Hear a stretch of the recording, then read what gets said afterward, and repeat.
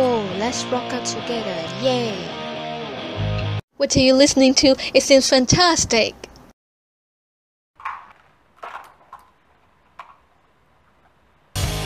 Ouch, it's too loud. How can you keep on listening to such noise? It's hurting my ears. The song is not loud at all. What do you think?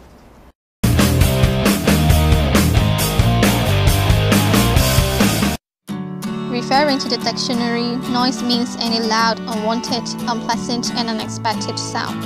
There are surrounding noises in our everyday environment, from construction noise, traffic noise, to loud passerby on the street. But do you actually know that our ears have different levels of perception towards sound? We are hearing every day, every hour, even every second. It seems that our ears never rest. Maybe they are the hardest workers in the world. Human ears are not incredible, but are normal organs that tell the brain the composition of sound waves. Sound waves that reach the ears will first be directed along the auditory canal. The eardrum converts sound waves into mechanical vibration. As we know, there are lymph fluid inside our ears. The vibration of sound waves causes perilymph to vibrate. The fluid vibration causes the bending of the hairs of the sensory hair cells, causing cell activation. It will then send nerve impulse to the brain.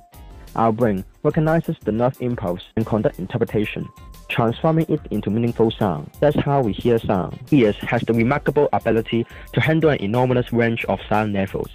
In order to express levels of sound meaningfully in numbers that are more manageable, a logarithmic scale is used. This scale is the decibel scale. What is a decibel? The decibel dB is used to measure sound level, indicating how loud a sound is. 0 decibels is the quietest sound audible to a healthy human ear. The relative loudness that we perceive is a subjective, psychological phenomenon, not something that can be objectively measured. Most of us perceive one sound to be twice as loud as another one when they are about 10 dB apart. For instance, a 60 dB air conditioner will sound twice as loud as a 50 dB refrigerator. Our interviews were conducted in two locations, Mongkok and Shouting Park.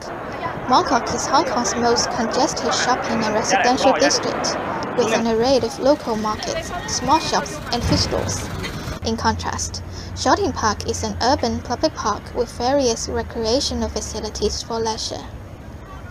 We have chosen these two places in order to make a clear comparison between the results got from noisy area and that from quiet area. We have interviewed 26 people in total, 13 in Mongkok and 13 in Shouting Park.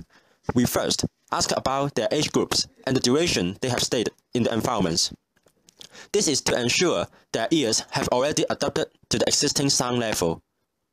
In question 3, we asked about how people feel about the loudness of the places.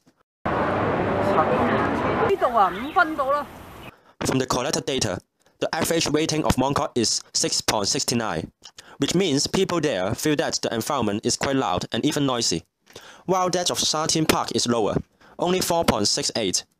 Shouting Park is relatively quiet when compared to Mongkok. In question 4, we asked the interviewees their perceived decibel levels in the environment according to a reference table.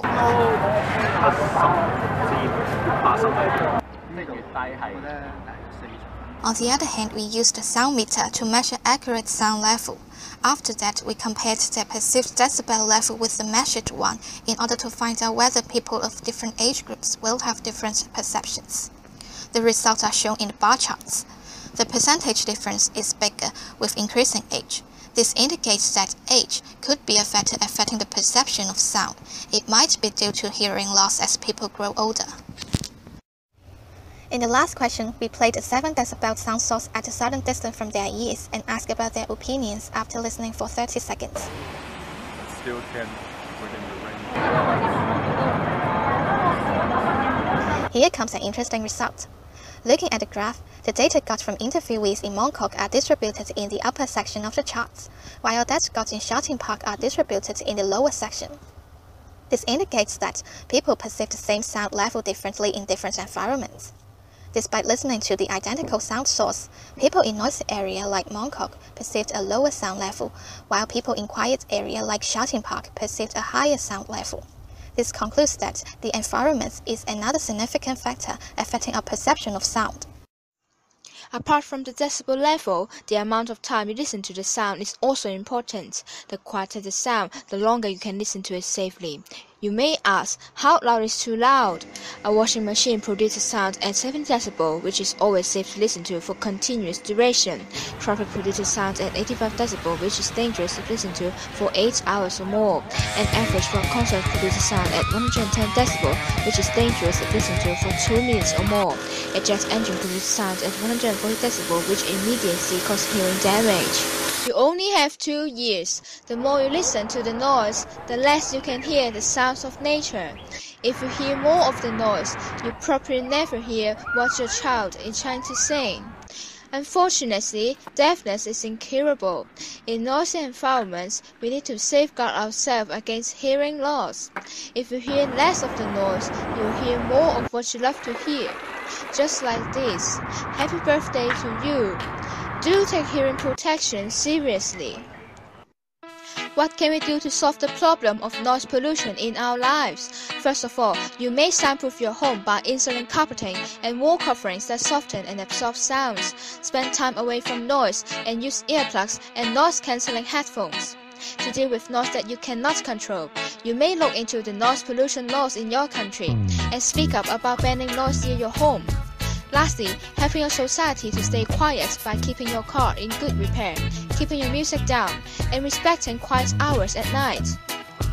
In Hong Kong, the governments have provided various guidelines about noise. They mainly focus on 4 areas. First, it's on the entertainment such as karaokes, discos, and bars. Second, the cargo handling activities.